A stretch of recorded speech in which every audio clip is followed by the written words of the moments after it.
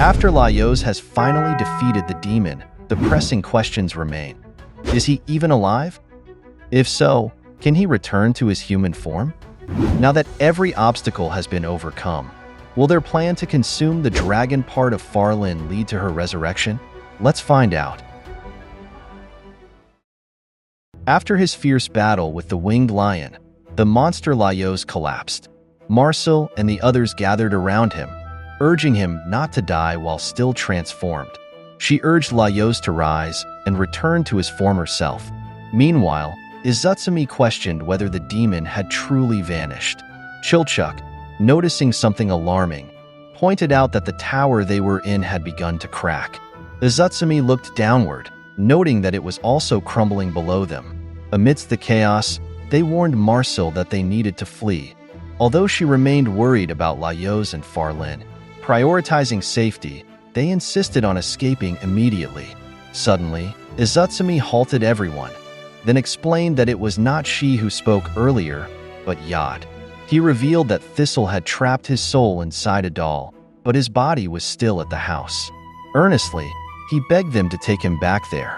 He wasn't sure how long they would be safe, given the dungeon's collapse, but if he had a body, he could guide everyone to the exit. Consequently, they agreed to return to Thistle's house. Once inside, Marcel cautioned Izutsumi to be wary of the debris. She recalled that Yod's body was in the dining hall. When they finally found it, a piece of rubble struck it. Marcel questioned whether she should attempt to revive him, but Yod declined. He explained that revival might not work since he had died with his soul separated from his body. Yod mentioned that the only option left was to use his grandfather's body. Marcel inquired if such a thing was possible. Yod clarified that his grandfather had inhabited his father's body when ascending to the surface, suggesting he could achieve the same. He requested Izutsumi to place him next to his grandfather's body. Upon reaching out and touching his grandfather's ear, the transfer was successful. Yod remarked that it felt odd, yet he was confident it would function properly. As they prepared to leave, Yod sought one more favor from the group and proceeded to carry Thistle's body with him. Chilchuk expressed concern about Thistle regaining consciousness and causing further disturbances. Marcel reassured him, explaining that Thistle no longer possessed the powers of the Dungeon Lord. Yod mentioned that although Thistle had committed numerous misdeeds, his extensive experiences led him to believe that not all the blame lay with Thistle. He felt compelled not to abandon him. Marcel expressed her understanding. Yod then guided them out, and they were astonished to find that everyone from the Golden Kingdom was there.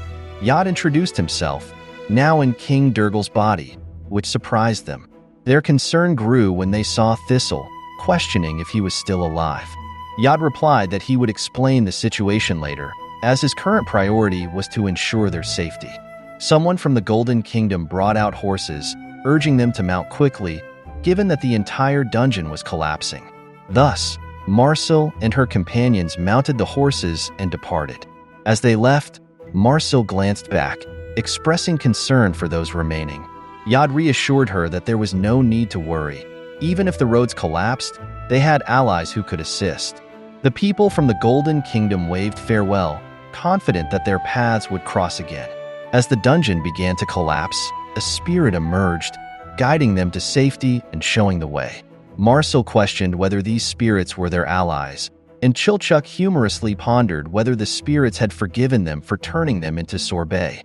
As they hastened their escape, Chilchuk pointed out the dwarven cistern, noting that the entire route had become utterly chaotic. They received warnings about changelings that could pose a threat to them.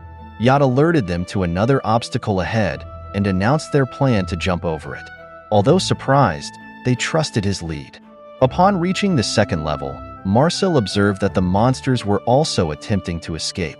She was astonished to see that even mandragoras could run, since she speculated on how delighted Laios would have been to witness this scene. As they continued their escape, they spotted living armor making its way out as well. Senshi observed the vegetable golems joining their flight, with Yod persistently leading the way forward. Finally, they reached the first level, known as the Beginner's Plaza. Once they ascended the staircase, they would be on the surface, so they dismounted from the horses. Yod urged them to hurry.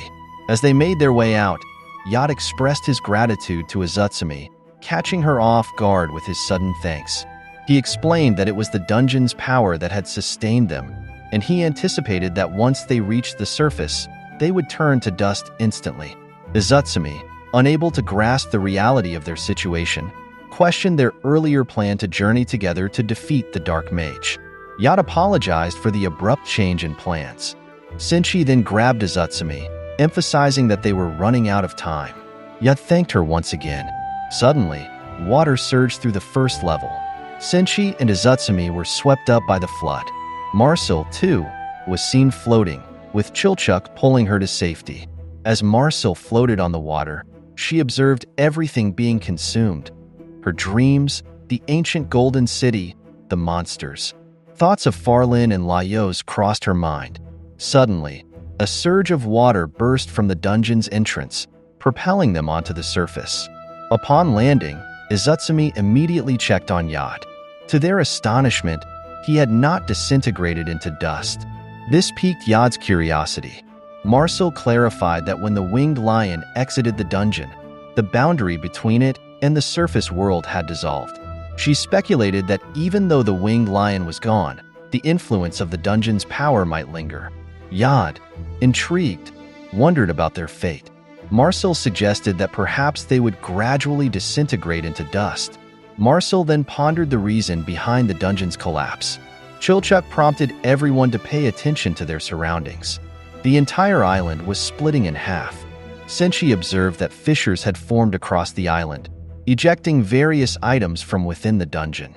Suddenly, blood began oozing from these openings, and Marcel noticed something unusual. She was then catapulted outward as a massive wave of water erupted. Senshi quickly checked on Marcel following the upheaval. Looking back, Marcel spotted Namari and the others, unscathed. Overwhelmed with relief, tears filled her eyes. Kabru, stunned by the events, questioned whether everything they were experiencing was merely a dream. Pat Dole mentioned feeling as if she had been enveloped in an extremely pleasant dream. Namari experienced a sensation of being wrapped in something gentle and warm, filled with a profound sense of fulfillment. Just as she began to think that she could finally let go and would never have to suffer again, Laios suddenly appeared before her, devouring everything in sight. When she thought tranquility had been restored, she heard a voice say, "I don't need you anymore." Those words echoed as she was ejected. She confessed to feeling somewhat disappointed by the turn of events. Marcel commented that Laios had saved them just in time. Namari noted it was too good to be true. Namari inquired about what had become of Laios afterward. Marcel's mood shifted abruptly as she explained that Laios had battled the demon in his monstrous form and his current whereabouts were unknown. Suro and Kabru were shocked to hear that Laios had transformed into a monster to combat the demon. Namari, visibly angry, declared that she wouldn't be at peace until she had punched him. Observing Marcel's distressed appearance, Namari questioned her expression. Marcel explained that with Laios's transformation into a monster, her dreams would never be realized, the island was in complete disarray, and Farlin would remain encased in ice within the dungeon. Namari reassured her not to cry, promising that they would find a solution. Suddenly, Suro interjected, asking everyone to be quiet. Namari, puzzled, asked what the issue was. It was the sound of the bell, paired with the one he had given to Laios. It was designed so that when Laios's bell rang, Suro's would ring as well. Chilchuk questioned whether it might be moving due to the wind or water. Suro, however, dismissed this idea, stating the sound was distinct, like that of someone walking with it. He mentioned being extremely familiar with that particular sound. Suro tried calling out and rang his bell in response, but the ringing abruptly stopped. He confirmed there was no response. Marcel was visibly worried. Suro explained that since he had given the bell to Laios, it had been ringing continuously, but now it had suddenly stopped. Kabru was absolutely certain that Laios was still alive and had fully regained his senses. Marcel questioned their confidence. Chilchuk suggested that Laios had probably just remembered the bell and panicked, which was not typical behavior for a monster.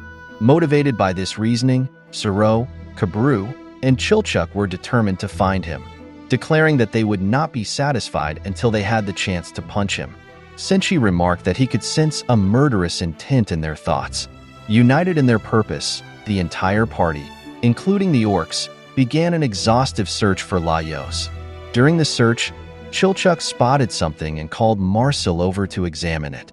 They found remnants of the monster, and although the pieces were significantly different in size, Chilchuk identified them as fragments of Laios' monstrous form, suggesting that he had somehow shed them. Namari spotted the bell on the ground. Suro was puzzled as to why Laios would flee. Kabru speculated that perhaps his transformation back into human form was incomplete.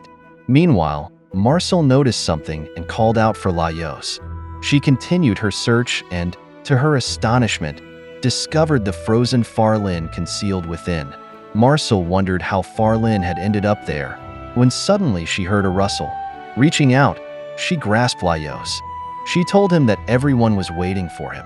When Marcel tried to pull him along, Laios remained unresponsive. Concerned, she asked what was wrong and why he seemed so despondent. Laios expressed his doubt that the others would forgive him for his actions. Marcel reassured him that although they might be upset, she didn't believe they were truly angry. Suddenly, Chilchuk appeared and clarified that they were indeed furious, not about the incident itself, but because he was wallowing instead of facing them. Chilchuk came closer to inspect whether Laios still had any horns or tails remaining. Senshi remarked that there was hardly any point in preparing a meal for him if he stayed in his monstrous form. Izutsumi half-jokingly offered to decapitate Laios again if he preferred. They all gathered around him, and Marcel expressed that, regardless of everything, they were just relieved he was safe. She encouraged him to take pride in his accomplishments and to meet everyone with a smile. Just then, Namari, Suro, and Kabru joined them, causing Laios to hesitate, unsure of how to approach. However, Chilchuk gave him a nudge, prompting him to move towards the others. Thus, Laios advanced to meet his companions.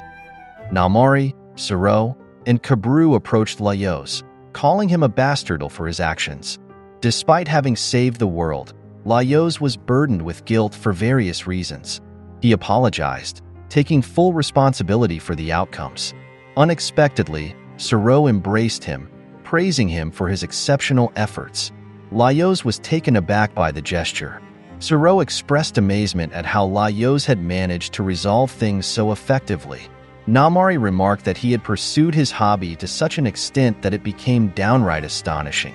Despite that, Laios remained melancholic, questioning whether everyone was truly satisfied with the outcome. Namari reassured him that they are, and quite certain of it. Kabru added that he was relieved to see his ability to judge character had not failed him, which surprised Namari. Kabru questioned whether Laios' original motivation for making his wish was to banish the demon. Laios found himself unable to respond, prompting Kabru to reassure him that there was no need for an answer since everything had ultimately worked out, and that was sufficient. Yad remarked that they had never imagined they would see the day when they would escape that country, expressing their gratitude towards Laios. Even the orcs came forward. Zahn inquired if Laios might consider taking his little sister as a bride. Mr. Tance then addressed Laios, commenting that merely consuming monsters hadn't sufficed for him, so he had gone on to devour a demon as well. He was incredulous, praising Laios for elevating the concept of consuming detestable things to an entirely new level. The Canaries then extended an invitation to Laios to join them on their ship, asking if he would like to travel to their country. Laios, feeling uncertain, questioned whether Patdol was suggesting he come as a prisoner. Kabru cautioned him against boarding the ship. Flamila intervened, pointing out that Laios would likely have to forsake his career as an adventurer anyway, and emphasized that the Canaries would greatly value his expertise. However, Yad interjected, highlighting a significant issue. They were obligated to honor his grandfather's final wishes to entrust the land to Laios. The governor and shadow governor were taken aback when they heard Yad mention, entrust this island. They asserted their claim over the island. An adventurer remarked that Laios was originally promised the whole country, but noted that this entire country lies underground. The orcs then suggested that he could simply establish a new nation underground, alongside them.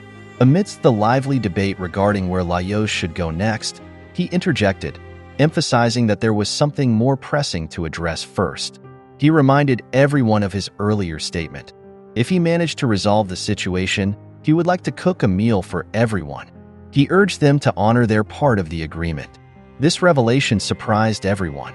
Flamila claimed she didn't remember such an agreement, but Patdol pointed out that it was Captain Mizern who had made that deal with him, noting Flamila wasn't present at the time. Accepting this, Flamila conceded and inquired what Laios would like them to eat. Laios clarified that he had the essential ingredient right there with him. He gestured towards Farlyn and declared that he wanted everyone to help consume his sister.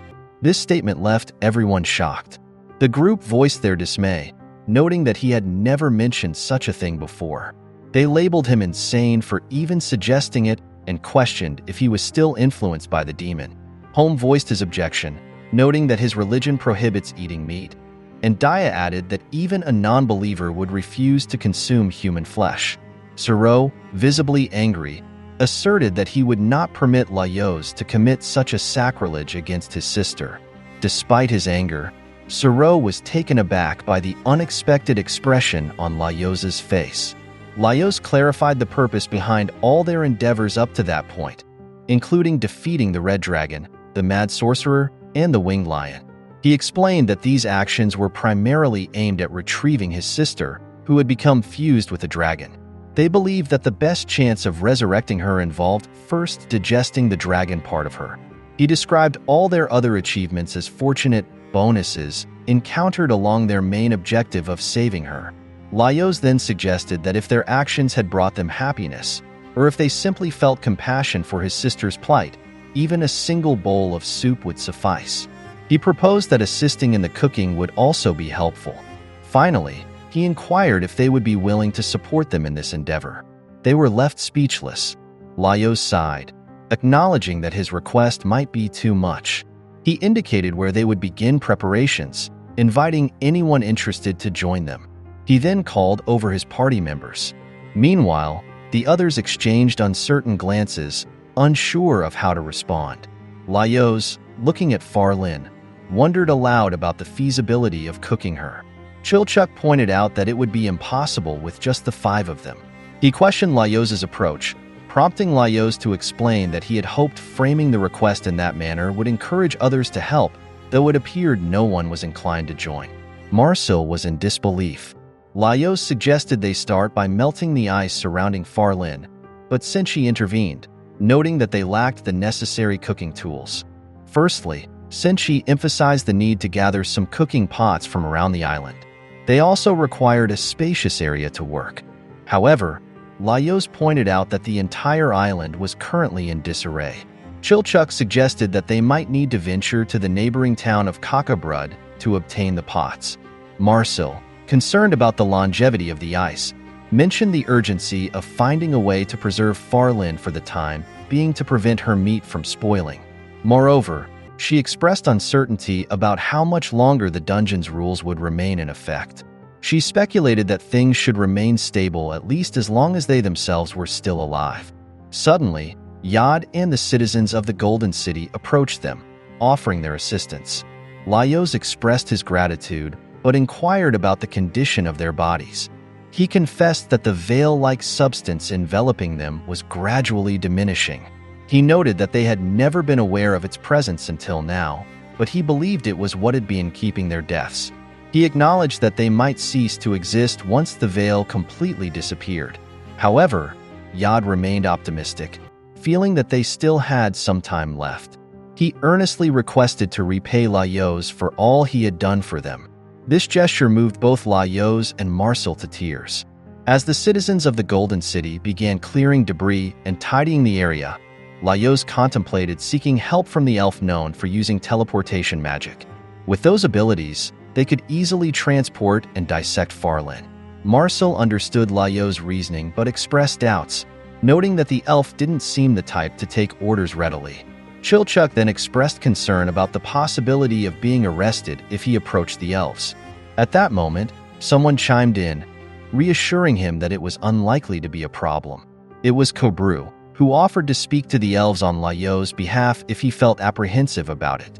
Laios was surprised to see Kobru there, ready to assist. Suro pointed out that if there had been any intention to arrest him, it likely would have happened already. Namari suggested that even without the elves' help, Suro's katana could probably slice through the ice to reach Farlin. However, Suro was adamant about using his weapon in such a manner. Laios, surprised and delighted to see them, embraced them tightly, overjoyed by their decision to assist. Suro affirmed that as long as the effort was to save Farlin, he was willing to contribute. Kobru then asked Laios if his actions were motivated by curiosity about how his sister might taste. Laios vehemently denied it, prompting Namari to express relief, confident that the others would soon join them in their efforts.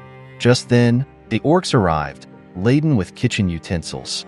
Laios was taken aback to see them, while Senshi was pleased with the array of cooking tools they brought. The orcs handed the utensils to Senshi, explaining that they had collected items that had washed up from the dungeon and asked if these could be of use. Senshi affirmed that they could be. Upon being asked what else he needed, Senshi requested some spices and additional foodstuffs. Almost immediately, barrels and crates landed behind him, thrown a bit too forcefully. Lishan apologized for overshooting. Patdol addressed Senshi as Sir Dwarf and offered him unlimited access to their supplies if he wished. Senshi could not hide his excitement as he opened a crate. Laios sought confirmation about their willingness to share, to which Patdol responded that they should view it as a gesture of generosity from the Queen of the Elven Nation. Kobru remarked that they were quickly acting to put him in their debt. Patdol inquired if Senshi needed anything further, to which he responded that he could use some helping hands and hearty appetites. Immediately, several voices volunteered, including Kobru and Suro's party members, as well as other adventurers who were eager to eat. Laios was taken aback by the turnout of adventurers and others who came to assist. He then pointed at his sister, saying, "We're gonna eat you up." This provoked Marsil, who scolded him, saying he was supposed to talk about saving her, not eating her. Chilchuk, too, expressed his disappointment, half-jokingly accusing Laios of just wanting to know what she tasted like. The orcs then questioned Laios about where he wanted to place all the pots. He began to direct them, but Namari interjected, pointing out that there was a limit to how much cooking could be accomplished by simply starting a series of fires in the middle of a field. She suggested they first negotiate with the town to see what resources they could borrow. He agreed, but just then, a loud gurgling from his stomach interrupted them. Marsil chuckled, commenting on the loudness of his stomach noises. Meanwhile, Patdol remarked that the demon had departed, and Laios had ended up consuming it. She questioned whether this meant humanity was saved, expressing her concerns about whether magic would vanish and what the future held for the world. However, her query was met with silence. Flamila noted that things seemed quite chaotic elsewhere too. She then shared her personal interpretation. The demon was merely a persona that Mana had created to communicate with humans, and it was this persona that had vanished. She believed that this meant Mana, or magic, would not disappear from the world. However, she admitted she was unsure of the broader implications this event might have. It could potentially make things more difficult to control. Patdol sighed in response to this perspective. Just then, Laios approached them and mentioned that he needed a favor. Patdol, curious, asked him what it was. Laios gestured towards the captain and explained that they needed help to dissect and cook the dragon part of Farlin, hoping to enlist his assistance. Patdol was taken aback to realize they were referring to Captain Mizurn. Laios detailed that the dragon was massive and extremely heavy, making it a formidable task to move or carve by hand. Patdol then grasped that they intended to use teleportation magic for the task. She cautioned that it might be a bit challenging. She led him to see the situation for himself, suggesting that assessing it firsthand would make him understand. They approached Captain Mizurn, who seemed unresponsive. The elves informed Mizurn that he was being summoned, but he did not react. Flecky attempted to squeeze his nose to provoke a response, but Patdol intervened with a sharp reprimand, questioning if Flecky was trying to kill him. Flecky retorted that he was already akin to a corpse. Patdol, angered by the remark, chastised her for such a harsh statement. However, Flecky clarified that Mizurn had completely ceased movement, as if his strings had been cut. She explained that regardless of whether they pinched him or cast a spell on him, he showed no reaction. Most of Mizurn's desires had been consumed by the demon, leaving him with only the singular aim to defeat it. Now that this desire had been fulfilled, he appeared to lack the motivation to engage in any further action. Laios speculated that Mizurn might be suffering from the same affliction as Thistle, concluding that it seemed to be a situation beyond their help. Turning away, Laios suggested they might have to resort to slowly chipping away at the ice. However, Kabru refused to accept this. He confronted Mizurn, incredulous at his lack of response, reminding him of the promise he had made and insisting it was now his turn to honor their agreement. Kabru asserted that the idea Mizurn's desires had vanished was merely an illusion. He was simply burned out. Lishan, overhearing the exchange, criticized Kabru for being overly familiar with the captain, admonishing him not to assume understanding of Mizurn based merely on their brief interaction. However, Sishis allowed him to continue, interested in what Kabru had to say. Kabru then elaborated, suggesting that even if his devoured desires never returned, he didn't believe that Mizurn had completely exhausted his capacity for desire. He proceeded to give examples of his current thoughts, expressing a wish for Mizurn to live a life not overshadowed by a desire for revenge. While he wasn't keen on eating dragon meat, Kabru committed to doing his best to finish his portion for the sake of his friend. He highlighted that these were desires he hadn't possessed just moments ago. Kabru added, "Much like a belly that is full one day can be empty and rumbling the next, so long as Mizurn remained alive, he would continue to develop new desires, as troubling as that might sometimes be." Flecky was taken aback when she noticed the captain move. Kabru, encouraged by the movement, suggested that the captain should consider finding a new hobby, something he had never contemplated before. Patdol recommended getting a dog, while Sishis proposed learning a new language. Ada, however, remarked that the captain was not experiencing a midlife crisis. Flecky, aware that the captain, being of nobility, had likely explored many pursuits already, suggested he try something more ordinary, like making noodles, since handmade noodles are often considered special. Lishan recommended pottery, reasoning that the captain might enjoy consuming his handmade cuisine from his own bowls. He added that with the captain's career as a dungeon investigator concluded, it was time for him to embrace a new phase of life. The Canaries expressed their willingness to assist him in these new endeavors. Patdol remarked that they were all returning to prison, though it would be ideal if they were pardoned. Standing up, Kabru asserted that while it might not be possible to resolve everything immediately, he advised the captain to begin by enjoying a meal and taking some rest, and then start exploring what he truly desired. Kabru then turned to the captain for his opinion. All the Canaries watched the captain intently, their expressions filled with concern. However, to their astonishment, when Kabru extended his hand, the captain stood up and agreed to the suggestion.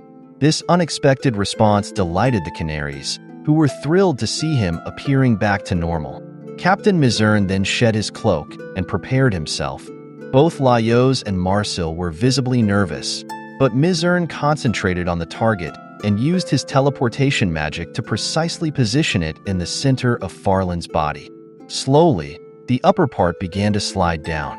Everyone was concerned that she might crash to the ground, so they prepared to catch her. While Mizurn felt a sense of achievement for his assistance, Laios, Senshi, and Marsil struggled to support the sliding ice. Chilchuk wanted to help but found his height a limitation, while Azutsumi observed the scene from a distance. As they carefully maneuvered Farlin's body, Kabru commended Mizurn and suggested they continue and begin carving up the dragon portion. Laios then called for help to transport the segmented meat to the cooking area and to organize it by cuts. Senshi noted that the thin slice of meat appeared easy to prepare. This piqued Chilchuk's curiosity about what they should do with Farlin's human part. Laios suggested they keep her in a cool place until they finished consuming the dragon part. Flamila mentioned they had several skilled ice mages available, and she directed Patdol to assist in ensuring the ice didn't melt. Marcel expressed relief, pleased to see that everything seemed likely to work out. Meanwhile, the captain continued using his abilities to precisely slice the dragon meat. Concurrently, Suro's party members and the orcs assisted in transporting it to the preparation area. Everyone pitched in to help. Meanwhile, Captain Mizern diligently pursued his assigned task. Kabru, observing that Mizern had been working non-stop, suggested a break to prevent him from collapsing due to depleted mana. Yet, Mizern seemed unstoppable. Concerned he might exhaust himself, Kabru stopped him but was surprised to see a tear in Mizern's eyes. Inquiring about his distress, Mizern revealed a realization he had come to after the demon expelled him. His remaining desire wasn't for revenge. Instead, he had simply wished for the demon to completely consume him, akin to the last bite left on a plate or the vegetable scraps remaining on a cutting board. That's how Mizern perceived himself. After the demon's departure, Mizern realized that he was relegated to being leftover scraps forever, rendering everything meaningless for him. Yet, despite this, he thought he might still muster the will to help someone else finish being consumed. Kabru was pleased to hear this and reassured Mizern that he would ensure he pitched in, reminding him of his promise and encouraging him to eat a hearty portion. Senshi then joined the conversation, thinking that they were discussing vegetable scraps. He explained that the scraps from cooking could be collected and used to make a tasty stock. Additionally, placing the tops of vegetables in water could lead to new growth, and any remaining scraps could be composted. Senshi added that there are countless ways to use veggie scraps, urging them not to simply discard them. Mizern and Kabru exchanged speechless glances. Suddenly, to Kabru's surprise, Mizern began laughing. Reflecting on Senshi's words about the value of vegetable scraps, Mizern had an epiphany. He realized that even he had his uses and couldn't help but cry tears of joy. Meanwhile, Yat expressed his concerns, reminding Laios of their agreement. He pointed out that now Laios had defeated the mad sorcerer, he must take control of the entire country as his grandfather's dying wish dictated. Laios countered that the island already had established governors overseeing numerous residents, but Yad clarified that these governors were not kings. Admitting his lack of knowledge in governance, Laios was reassured by Yad, who promised to teach him, ensuring he would manage fine. Laios questioned whether it would make more sense for Yad to become king, given his lineage, but Yad affirmed that Laios was the only one with a just and rightful claim to the throne. At that moment, Kabru spun a tale. As the demon threatened global destruction, a man transformed into a gigantic dragon and consumed the demon in one swift act. Celebrated for his valor, the people heralded him as their new king. Kabru presented this story to Laios, suggesting it was the perfect heroic legend. Laios felt it was somewhat exaggerated, but Kabru argued that crafting such narratives was crucial. He warned that control of the island would inevitably be contested, and that the long-lived races would be particularly keen on any information pertaining to the demon. Kabru gestured towards Laios, emphasizing that relinquishing control to the long-lived races would be a significant loss for humanity's future. He insisted that Laios needed to assume control. Still uncertain, Laios received further encouragement from Yad, who turned to Laios's comrades for their input. Specifically, he called on Izutsumi, who was lost in thought at the moment. Surprised to be singled out, Izutsumi learned from Yad that her opinion was valued given their long journey together. However, she responded that she had no particular thoughts on the matter, clarifying that her presence in the group wasn't out of desire but necessity. Disbelieving, Yad questioned why she had stayed with them for so long. After a pause, Izutsumi excused herself to reflect on her reasons. Izutsumi realized she had stayed because it was her only route to freedom. Now that she was free, she recognized that she no longer needed to remain with the group. She could go anywhere and eat whatever she desired. Delighted by her newfound freedom, Izutsumi pondered her next steps. She approached Senshi to inquire about his plans. He explained that he intended to make meat pies, describing a recipe that involved mincing liver and breast meat, which he would bake into a pie with an abundance of veggies and spices, naming it Falin meat pie. Izutsumi clarified that she was inquiring about something else. Noticing the carrots and onions, She questioned Senshi whether he planned to include all of them in the pies. She requested some pies without vegetables. Senshi was taken aback by her request, explaining that the ingredients and cooking equipment had been meticulously portioned out and that he couldn't alter the recipe arbitrarily. However, Izutsumi expressed her desire to eat the pie but reiterated that she couldn't if it contained vegetables. Senshi retorted that she didn't have the dietary limitations of a cat, suggesting that she could eat her fill of the pies as they were or simply choose not to eat them if she disliked the contents. Senshi then voiced his concern that he wouldn't always be around to look after Izutsumi. He acknowledged her independent spirit and her preference for choosing only what she liked, which he accepted. Yet, he cautioned her that this very freedom could restrict her choices in the future. He advised that she would need to make her own decisions about what to eat. Irritated by his response, Izutsumi bit Senshi's finger, complaining that she wanted a meat pie without any vegetables. She argued that Senshi's words and actions were inconsistent. At that moment, Zon, an orc, lifted Izutsumi, announcing that he had brought the liver. Senshi thanked him and requested that he mince it along with the other ingredients. Zon agreed to Senshi's request and then inquired if Senshi planned to leave the area. He wondered if the island and Kaka Brud no longer appealed to him. Senshi responded that it seemed like things would remain chaotic there for some time. He confessed that although he enjoyed his journey with Laios and the group, such adventures were something he only needed occasionally. For now, he was looking forward to enjoying a meal in solitude. Zon remarked that not many places readily welcome strangers who appear out of nowhere, especially not orcs, an outcast dwarf, or beastkin. He observed that they would always be outcasts, wherever they went, with no place to lead a peaceful life. Senshi expressed regret about their lost homeland. Zon responded that even without the recent events, it was clear what their future held.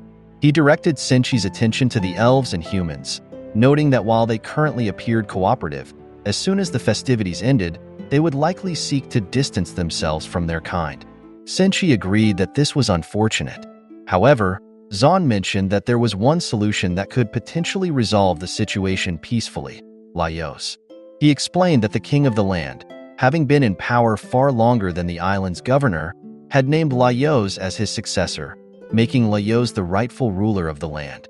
While continuing to slice the onion, Senshi questioned whether the island's inhabitants would accept Laios in this role. Zon pointed out that what really mattered was the reaction of those living outside the island.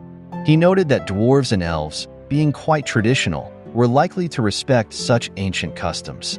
He argued that the island governor's opinion would be irrelevant if the broader community accepted Laios. Moreover, Zon considered the potential for his little sister to become a royal consort, which would officially integrate their people as citizens of the land. He acknowledged the significant burden this would place on her, but when he mentioned it, she insisted that supporting their people's future would be a great honor, expressing her willingness to dedicate herself to Laios, tears streaming down her face. However, what she was really contemplating was the oddity of Laios thinking what orc sweat might taste like. Zon apologized to his sister for the position he had put her in, while Izutsumi remarked that Zon's sister absolutely detested the idea. Zon then encouraged Senshi to join him in speaking well of them to Laios, though Senshi remained hesitant. Meanwhile, Izutsumi wondered about the future actions of the others. She asked Chilchuk, who responded that he planned to make sausages from the blood and small intestines. When Izutsumi clarified that she was not referring to his immediate plans, Chilchuk explained the importance of thoroughly cleaning the intestines to avoid any issues, as he was in the process of making Falagon blood sausage. Izutsumi noted it looked appetizing, but reiterated her question about what he planned to do once they had finished consuming everything. Izutsumi asked whether Chilchuk would still be able to make a living from the dungeon. Surprised by her question, he revealed that he had always intended to retire from adventuring. He shared plans to open a shop in Kakabrud and had already secured a plot of land for this purpose. When further probed about the nature of his shop, Chilchuk mentioned he would open a locksmith shop, as every city needs one. However, he acknowledged that he might have to delay his plans because, with the dungeon buried, many half-foots would be out of work. He felt compelled to figure out how to assist them. Izutsumi questioned why he felt this responsibility, suggesting that now their grand adventure was over, couldn't he simply pursue whatever he wished? Chilchuk responded that many of his friends would struggle just to find food, and he couldn't ignore their plight while enjoying his own meals. He surmised that this concern might not affect Izutsumi, but he was resolved to help, affirming it was something he wanted to do. This irritated Izutsumi. Shifting the conversation, when asked if she had seen Laios, she mentioned that there was pressure for him to become the king. She sought Chilchuk's opinion on this. Chilchuk expressed surprise that Laios was still undecided, given everything that had happened. He personally felt Laios should give it a try, reasoning that while the role of a king seemed daunting, it would only be over a small island. Moreover, anyone would be a better choice than the island's current governor, and considering Laios' recent extraordinary accomplishment, Chilchuk believed he could certainly handle the role of a king. Izutsumi remarked that being king seemed like a huge hassle, as it would restrict Laios from doing whatever he wanted. Chilchuk countered, suggesting she had misunderstood the situation entirely. He questioned what other roles Laios could possibly assume if he ceased being an adventurer, perhaps a mercenary or a sailor. He noted Laios wasn't sufficiently educated to become a scholar. However, as king, Laios could invite researchers to study the dungeon and its monsters. Chilchuk acknowledged it was uncertain how things would turn out, but Laios might end up significantly aiding others. As they spoke, a creature appeared, and Chilchuk fed it, musing that not everything turns out as expected. Izutsumi pondered his words. Chilchuk then inquired whether she noticed anything unusual about Laios lately. Izutsumi responded that he was always a bit odd, but Chilchuk observed that Laios seemed even more distracted than usual. As Izutsumi departed, Chilchuk mused that perhaps Laios' recent behavior was normal considering recent events. Izutsumi then approached Marcel with a similar question. Marcel responded that she planned to make a stew using the shank and tail meat to ensure that only Farlin's human parts remained, intending to prepare a Falagon stew. Realizing the misunderstanding, Izutsumi clarified she was inquiring about Marcel's life plans, not her immediate cooking tasks. Marcel, taken aback, mentioned they had just discussed this topic. Pat Dole interjected, revealing that Marcel would be accompanying them now that the demon was gone, and there was no longer a need to guard the secrets of ancient magic. However, she noted that rules were rules, and the island's governor had agreed to relinquish custody of the person responsible for casting ancient magic, prompting Pat Dole to apologize. Izutsumi sought clarification on whether she was under arrest, asking if they planned to whip her and place heavy stones on her lap among other punishments. Flecky joked that they might even tear out her fingernails. Sishis quickly reassured her that none of these things would happen. However, Pat Dole specified that Marcel would need to remain under close supervision for some time. When questioned about the duration, Pat Dole responded that she wasn't the one to decide that. Marcel accepted this, acknowledging it was a collective decision and expressing that she would have regretted it more had she not taken her actions. She noted that the length of her sentence might prevent her from seeing them for a long time. Marcel mentioned she would be somewhat lonely, but suggested that being allowed to correspond through letters would help. Given her accomplishments, Pat Dole assured her that she would likely receive various allowances. Marcel expressed her gratitude, prompting the other canaries to comment on Pat Dole's leniency. Izutsumi wondered what there was to thank them for. Turning the conversation to Izutsumi's future plans, Marcel listened as Izutsumi declared her intention to pursue activities she enjoyed. Marcel smiled, agreeing that it was for the best, but she encouraged Izutsumi not to be too selective, especially with food. She advised her to include vegetables occasionally, emphasizing the importance of a balanced diet for a long life and the hope of seeing each other again. As she spoke, Marcel held Izutsumi's hands and began to cry, overwhelmed by the emotion of the moment. Marcel expressed her concern that if she lived on her own, she would likely subsist solely on snacks and meat, sleep irregularly, and abandon all exercise. Overcome with emotion, she tearfully admitted that such a lifestyle would not lead to a long life. She implored Izutsumi to try to live at least 700 years. Izutsumi responded that it was impossible, leaving Marcel in tears. As she walked away, Izutsumi grumbled about her suddenly foul mood. reflecting on her newfound freedom and her ability to do as she pleased. Yet she felt inexplicably angry. She realized her irritation stemmed from the fact that freedom didn't equate to doing whatever she wanted. Izutsumi considered that since she wouldn't be around to cook for her, Chilchuk was set to leave to help others. Marcel would be confined somewhere eating substandard prison food, and Yad was preoccupied with Lyoz's kingship. She lamented not being able to see her friends whenever she wished. If she only indulged in her preferred foods, it would be detrimental to her health. Moreover, solely pursuing her desires could mean she wouldn't be able to sustain herself at all. Recognizing the limitations of following only her likes, Izutsumi found this reality starkly unfair. She briefly fantasized about what might have been different if the winged lion had devoured her, only to recall that Lyoz had also consumed the lion. Izutsumi realized she needed to clarify exactly what it was she truly wanted to do, pinpointing the things she desired most at that moment. After some reflection, she approached Lyoz, who appeared lost in thought. She called out to him, inquiring about his plans. Lyoz, slightly taken aback, started to respond but trailed off, prompting Izutsumi to clarify she was referring to his plans regarding food. This clarification seemed to relieve Lyoz, who then shared his thoughts on managing the leftover skin and bones. He considered using them to make as much soup stock as possible and then grinding the remnants finely to scatter in the forest, hoping the plants would absorb them. Both Izutsumi and Lyoz appeared troubled. Lyoz expressed his concerns that if the resurrection they were working towards failed, everyone involved would be deeply disappointed. They might feel as though they had been deceived, especially since they consumed things they didn't necessarily want to eat. Izutsumi sighed and pondered whether Lyoz was admitting uncertainty about the outcome. She offered a perspective, suggesting that everyone occasionally faces a meal they dislike, and that a meal not turning out as hoped isn't always disastrous. The true frustration would stem from not having the choice to eat it or not. In the end, having the freedom to choose was what truly mattered, even more than the outcome of the meal itself. Reflecting on the plight of those without a home, without food, or unable to be with loved ones, Lyoz pondered these hardships. Amidst this contemplation, Izutsumi inquired about his next steps. He expressed a desire to express gratitude to everyone assisting in the resurrection of his sister. He envisioned creating a place where she could enjoy her favorite foods with her favorite people.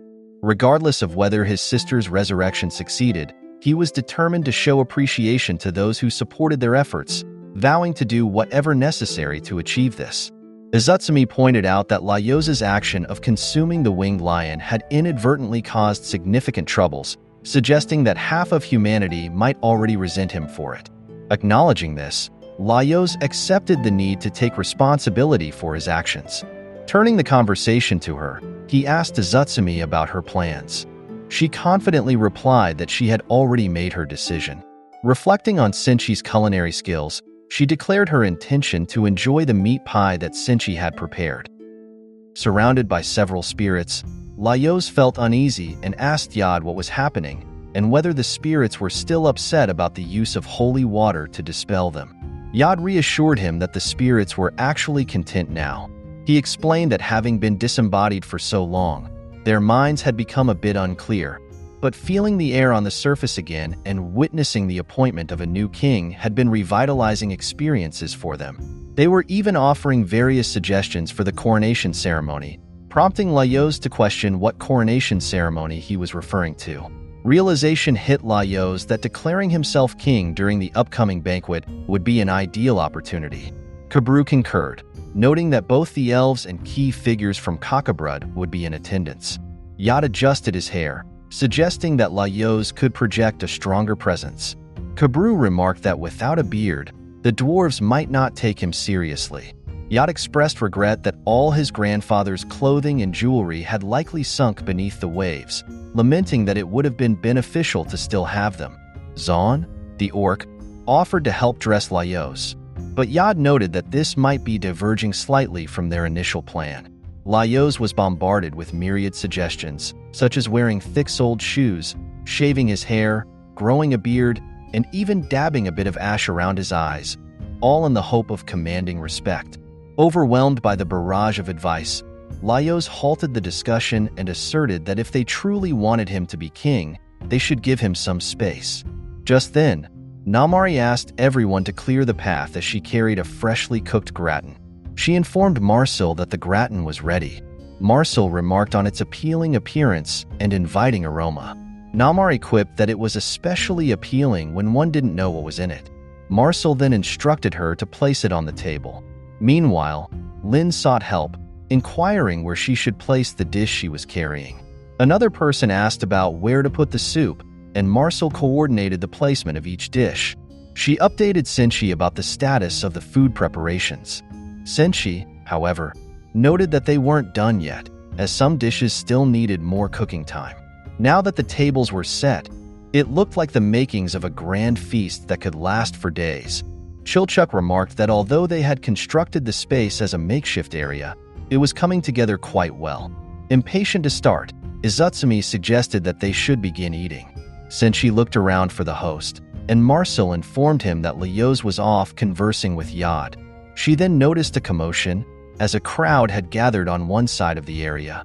Curious, she and others took a peek and saw Laios walking regally, adorned in a fur coat, causing a stir among his party members.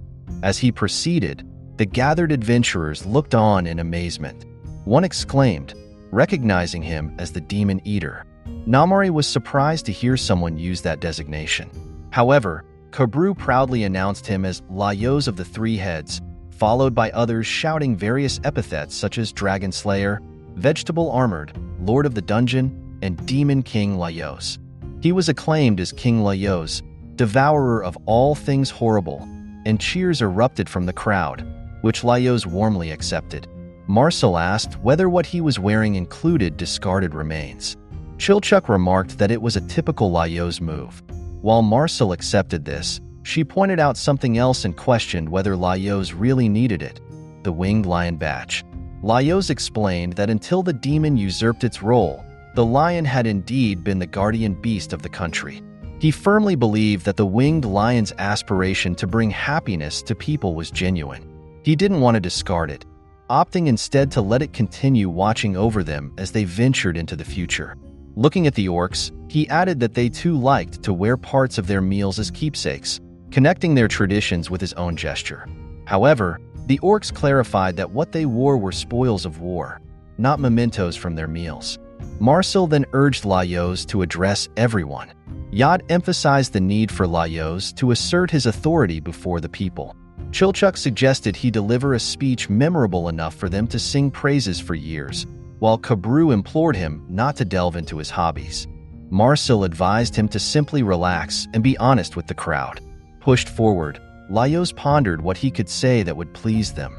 Standing before the cheering crowd, Mr. Tance remarked on the impressive scene, while the governors were astounded that the entire island had rallied behind him.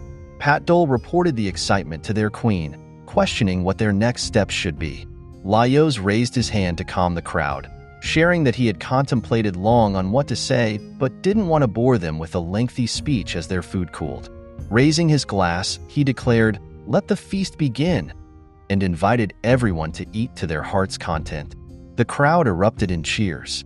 Mr. Tance noted that if the meat contained any unknown toxins, the tale of the event would be recounted for generations, imagining a mountain of corpses. Namari quipped that she be a prime example of the dangers of food poisoning.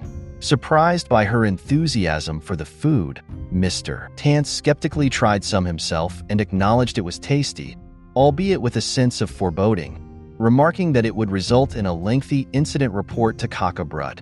Inu Tade was delighted by the meal, praising the meat for its tenderness and how well it complemented the sauce and rice.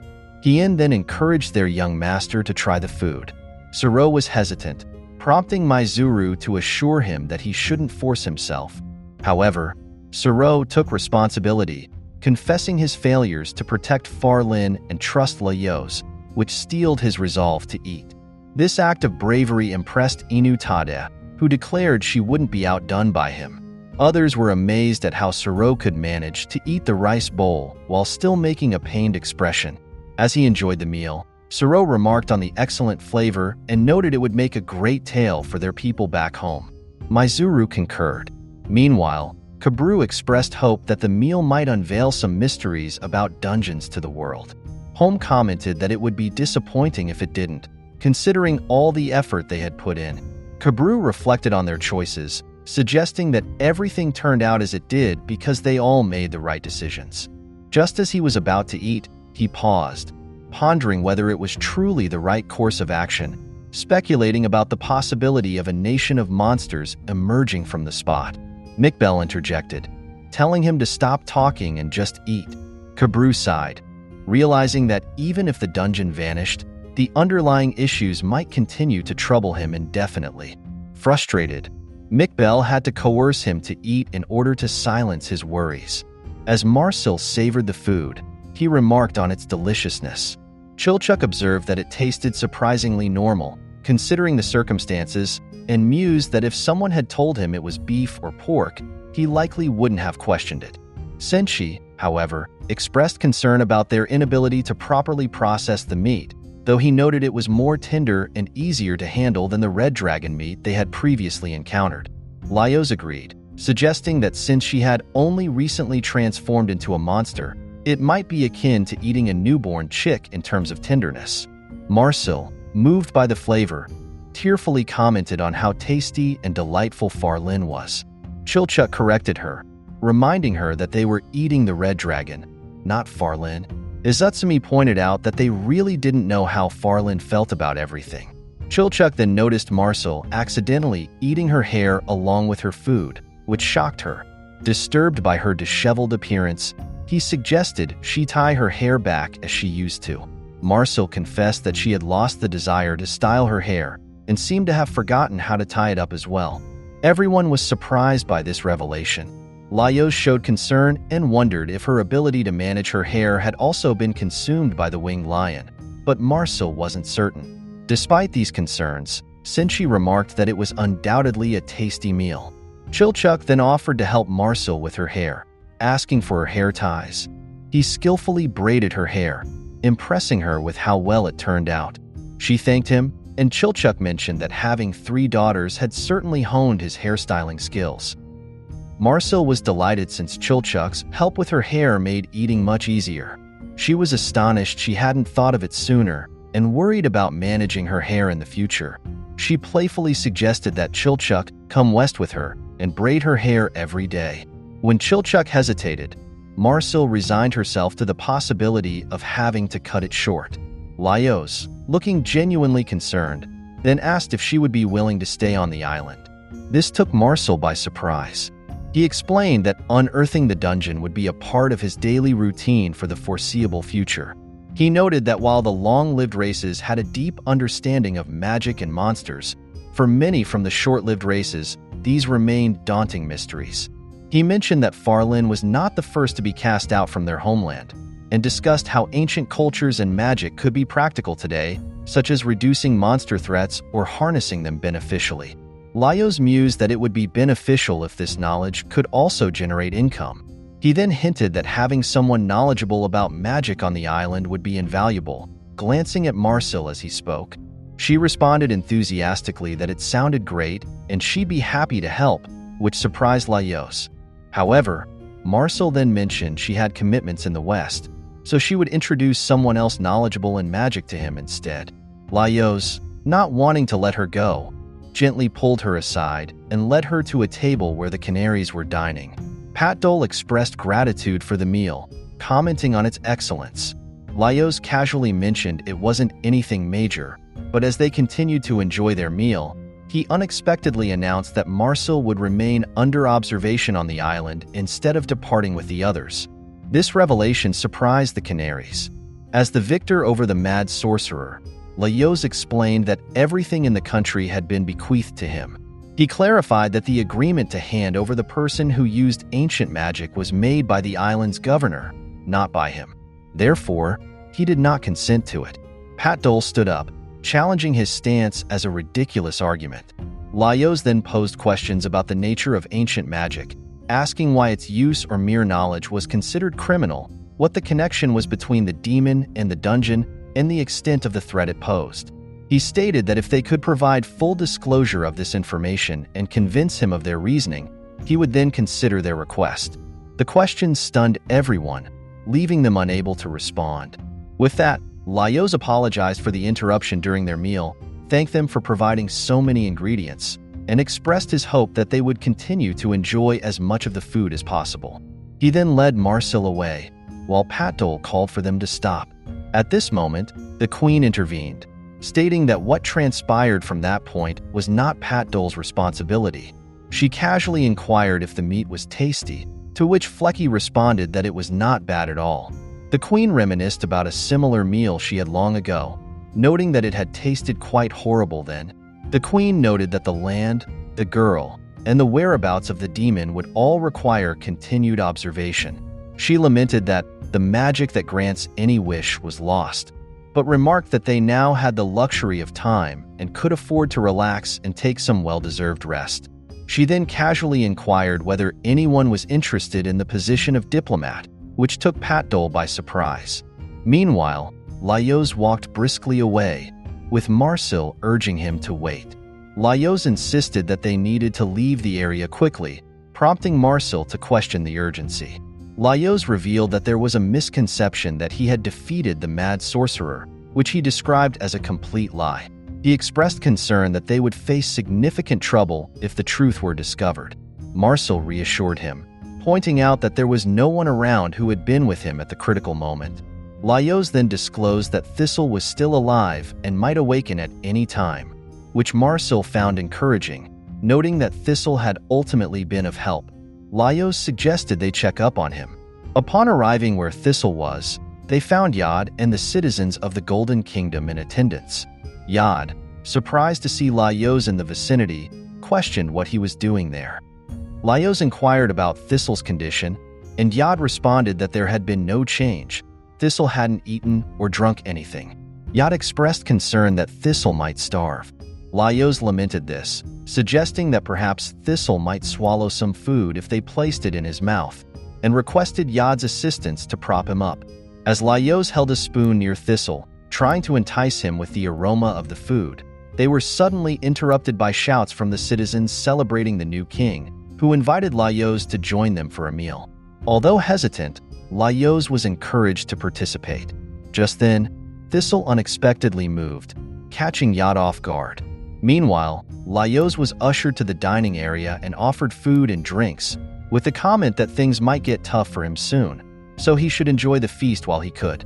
As Laios settled in, someone remarked that they never thought they'd appreciate the flavor of food again, but there was nothing tastier than eating under the open sky. They handed Laios a drink, which he accepted gladly, and everyone cheered for him. Nearby, Thistle, now awake and overhearing the celebration, became curious about whom they were calling Majesty. Surprised to see Thistle conscious, Yad offered him some water and inquired if he was hungry. Thistle was astonished to realize that it was King Durgal who was with him. Unsure of how to respond, Yad affirmed Thistle's realization. Thistle expressed relief, mentioning he had been concerned due to his delayed return, but was glad to have made it back in time for dinner. Yad then offered an apology to Thistle. Assuming King Durgal's body, he explained that he had departed without a farewell, causing worry, but assured him that all was well now. He then offered Thistle some soup, which he described as delicious. Thistle, however, declined, stating he did not need it or anything else. Yad was taken aback by this response. Yad shared that he used to be terrified of dying and losing everything, but that fear no longer troubled him as much. He reflected on the natural cycle of life, noting that at that very moment, various creatures were engaged in eating and being eaten, and constantly moving from one place to another. He recognized that they were just one part of this ongoing cycle, which is why he was no longer as frightened. Apologizing for his earlier selfish requests, Yad reassured Thistle that he needn't worry about those concerns any longer. Thistle closed his eyes, accepting this, and Yad embraced him, providing comfort. One individual remarked that the land had long been a thorn in their side, with the long-lived races fighting over it for ages. Another commented that the ceaseless battles eventually led to governance by the short-lived races, which finally brought some semblance of peace. However, both sides continued to keep a close watch on the area, always attempting to interfere. They noted that bad harvests were all too common there, and managing the place meant endless worries. They warned King Laios that his tenure might prove challenging. Laios responded, acknowledging the island's small size and expressing his intention to focus on details and progress step by step. Laios mentioned that his father had been a village chief, so he was somewhat familiar with leadership roles. This revelation surprised everyone around him. Suddenly, the ground trembled, causing panic as everyone scrambled to save the food. They speculated whether it was an earthquake or a volcanic eruption. Laios rushed back to inquire about the disturbance.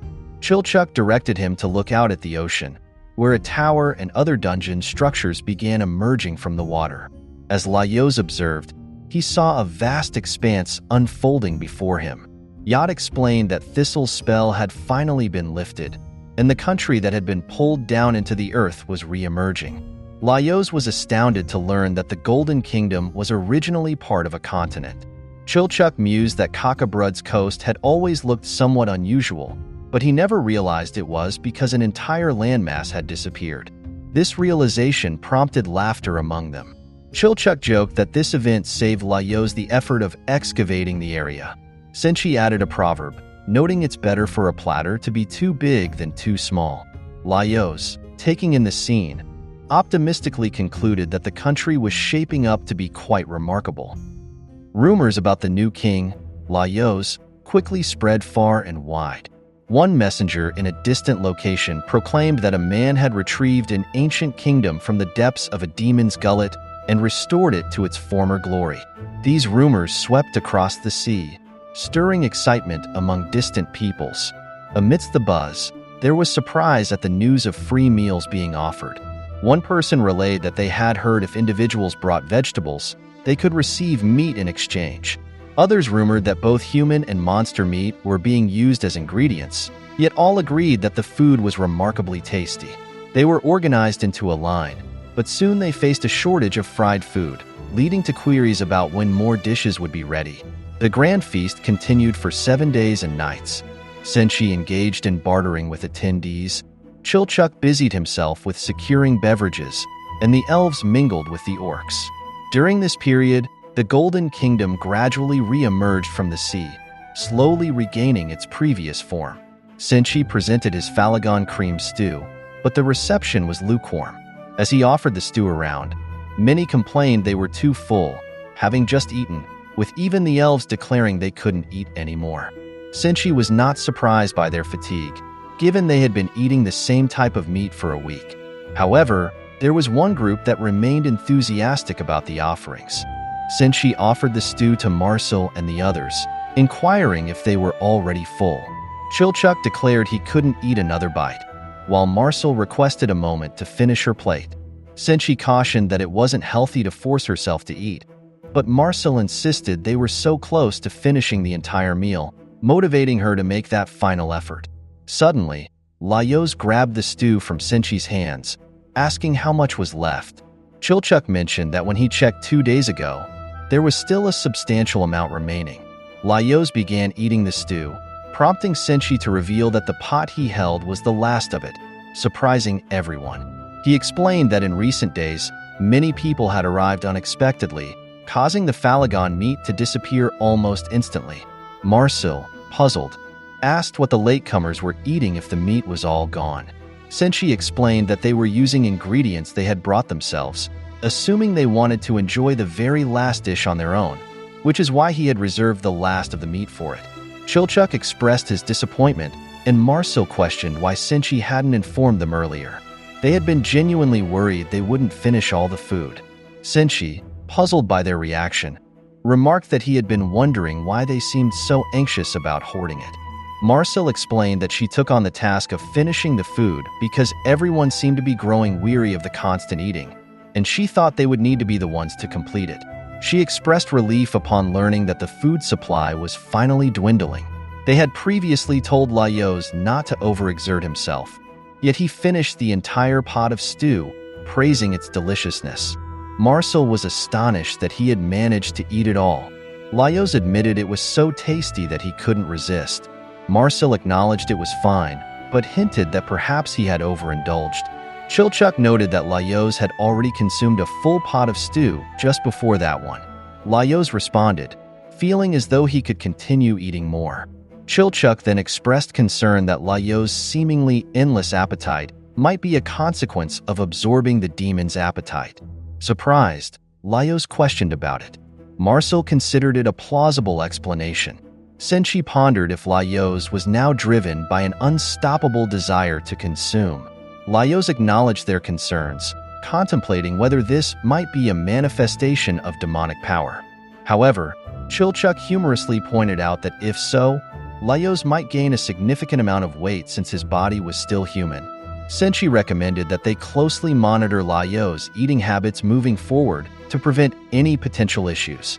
Laios was dismayed at the prospect of living perpetually hungry. Chilchuck and Senshi confirmed that it appeared to be the case.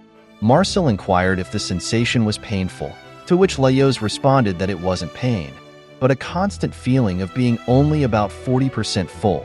He mentioned his desire for a bit more food and asked Senshi if there was another serving available, but Senshi informed him that they had just consumed the last of it. It was then that they realized they had indeed finished all the food. The group celebrated their completion of the feast. They checked to see if there were any pots with leftovers, only to learn that regular food had already replaced what they had been eating. All remaining bones, skin, and fat had been pulverized and dispersed into the forest and sea, leaving the decomposition to the plants and microbes. Fortunately, Farlyn's upper body remained in perfect condition. A small portion of dragon essence was retained to aid in her restoration, with the balance of souls tipped significantly in Farlyn's favor. Given her current state, Farlyn's inherent powers of recovery should suffice for her resurrection as a human. Initially, Laios seemed excited, but his expression quickly shifted, prompting Chilchuck to ask why he looked so downcast. Surprised by the question, Laios hesitated, leading Chilchuck to accuse him of obviously hiding something. Marcel also sensed that Laios was concealing something from them. Izutsumi bluntly remarked that Laios could be a pain sometimes. After some prodding, Laios finally disclosed his concern that Farlyn's revival might not unfold as they hoped. He revealed that the winged lion had cursed him, proclaiming that his greatest desire would never be fulfilled. Marcel queried whether his greatest desire was indeed to see Farlyn revived. Laios responded that while he had no proof, if asked what he desired most at that moment, that was the only thing that came to mind. The group exchanged uneasy looks before Chilchuck suggested they step aside to discuss the matter privately. He confessed his skepticism that Laios' most profound wish would be so noble. Marcel and Izutsumi concurred, suspecting that saving his sister might not truly be his deepest wish, while Senshi chose to remain silent. Izutsumi speculated that Laios might actually wish to become a monster, which could explain his reversion to human form. Senshi agreed with this theory. Marcel, however, noted that it would be inappropriate to confront Laios with such a suggestion directly because it would deeply hurt him. Approaching Laios, Marcel reassured him that they were aware of the uncertainty surrounding Farlyn's resurrection. She explained that although it might sound odd, their entire journey had been about learning to accept death. She reminded him that being in a dungeon where resurrection was common had nearly made them forget that living beings rely on other lives for sustenance, and they were not exempt from this reality. Marcel confessed that she had initially thrown a tantrum because she couldn't accept this situation. However, as they processed Farlyn's body, separating the meat from the bones and turning it into food, she came to a realization. She expressed that even if they failed to revive Farlyn, she was now prepared to accept that outcome, and it wouldn't be due to any influence from the demon. As she looked Laios in the eye, he understood her acceptance. Suddenly, Mr. Tance erupted in anger, criticizing their conversation as presumptuous given their relatively short lifespans. Flamila, who was over 100 years old, reminisced about a time when she too felt she had understood everything. Mr. Tance questioned whether expressing gratitude to all living things was their next step, skeptically noting that such gestures wouldn't suddenly make all the beings they had consumed feel content. He pointed out that life and death held no special meaning, and then inquired if they still intended to attempt Farlyn's resurrection. Laios affirmed their intention to proceed. Mr. Tance sharply reminded them of their responsibility, given all the food they had consumed. Mizern and Flamila offered their help, wary of Laios potentially creating another chimera.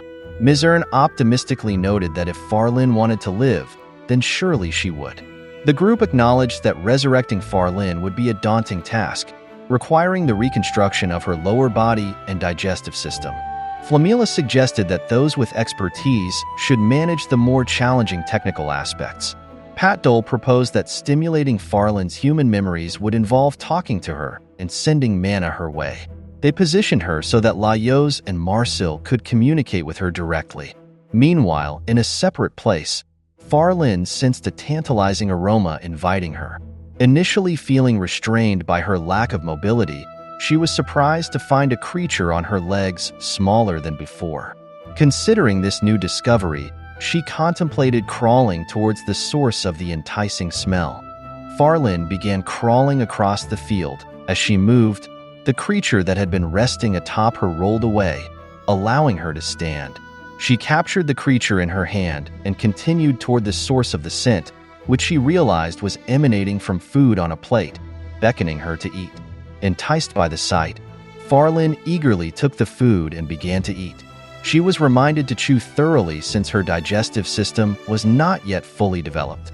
Following these instructions, she swallowed the food, feeling it travel down her esophagus to her stomach and throughout her digestive tract, nourishing and shaping her body. After finishing the meal, Farlyn encountered the winged lion, who inquired if she enjoyed the food. She affirmed it was delicious and expressed a desire for more. The lion considered this and remarked that pursuing more food seemed a painful and cruel path, but it was not his concern. He then directed her attention elsewhere. Following the direction indicated by the lion, Farlyn noticed smoke rising from another part of the field and moved toward it. Suddenly, she awoke to find herself in bed with Marcel next to her and her brother sleeping nearby. Izutsumi was perched on the windowsill when suddenly her leg fell onto Laios' head, causing him to stir. Realizing Farlyn was awake, Laios approached her with excitement and caution, wondering if it was a trick by the winged lion. After a careful observation, overwhelmed with emotion, he embraced her. Marcel found herself pinned beneath him as Laios couldn't contain his tears of joy. Farlyn wondered if she had been asleep for a very long time. Laios confirmed that indeed she had, mentioning that her eyes wouldn't open, and they had almost lost hope. He asked if she was going to say, "Just kidding," and crumble away or transform into a dragon again. At that moment, Marcel realized Farlyn was truly alive and embraced her tightly. The joy was palpable as everyone hugged each other. Marcel inquired if any part of Farlyn's body felt unusual. Laios specifically checked her legs, which surprised Farlyn with their appearance. Marcel apologized, explaining that they had eaten as much as they could to help her. Farlyn, however, was happy with it. The group shared another warm embrace, and Laios affectionately called her a big dummy as they squeezed her tightly. Chilchuk and Senshi then interjected, humorously questioning why they were trying to suffocate her. Recognizing them, Farlyn was delighted and recalled the meal Senshi had prepared, including the curry. Laios introduced Izutsumi, noting she had been a great help, albeit a bit shy. Realizing she was outside the dungeon, Farlyn, driven by curiosity, attempted to look outside. Marcel suggested she should probably stay in bed, but Farlyn, unable to contain her excitement, opened the door and was astonished by the crowd outside. Seeing the assembly of elves, orcs, and others, Farlyn couldn't help but shout in surprise. Marcel then mentioned that they should first change Farlyn's clothes. Senshi advised her to take it easy and relax, offering to prepare a meal so they could discuss everything that had happened and their future plans at leisure. Senshi and Chilchuk then excused themselves. Once Farlyn had changed, she stepped outside to greet everyone. Namari was overjoyed to see her and gave her a big hug. Meanwhile, Suro awkwardly declined a hug, which surprised Chilchuk and the others. Farlyn was delighted to meet Kabaru, Yad, and the Canaries, and she was particularly overjoyed to interact with the orcs, who offered her some food. She commented on the kindness of everyone around her. Upon returning, she mentioned that she had received a variety of items from the attendees. Marcel explained that this was because everyone was excited to see her. Farlin started to mention the wine from the Golden Castle, but Senshi interjected, stating that those gifts would have to wait for another day, as he had prepared something gentler for her stomach, a dish of egg and carrot porridge. Laios reassured her that they would feed her whatever she desired once her body had fully recovered, prompting Marcel to ask what she would like to eat next. Farlin expressed her desire to try the living armor, surprising everyone with her choice as the first thing she wanted to eat. And so, a kingdom, long thought to have vanished 1,000 years ago, re-emerged. Revered as the devourer of all things horrible, its new king was a member of one of the short-lived races. Establishing a nation on land that had risen from the sea was no small feat despite having capable and trustworthy advisors. The task remained a colossal challenge. Though occasionally threatened by villainous rogues, monsters that emerged alongside the castle and settled in the surrounding lands effectively deterred any significant threats to the kingdom. Curiously, these monsters seemed terrified of the king and kept their distance from him. Consequently, the kingdom thrived in peace and happiness, with the exception of the king himself, who, looking dejected, was once heard remarking, "So that's what the curse was." While the authenticity of such stories is hard to confirm, the king dedicated his efforts toward food production and preservation. He committed his life to this purpose, investing his heart and soul into exploring methods to enhance food production using magic and monsters. Although not all his attempts succeeded, he managed to achieve some successes, which helped fill the stomachs of those in precarious situations both within and outside the kingdom. One day, a village child curiously asked the king why he was so fixated on food. The king explained that meals are a special privilege of the living. To stay alive, they must continue to eat. Thus, the tale concluded with his profound statement, "To live is to eat."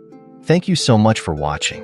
It was a pleasure to work on this series, and we hope you enjoyed watching it as much as we enjoyed creating it.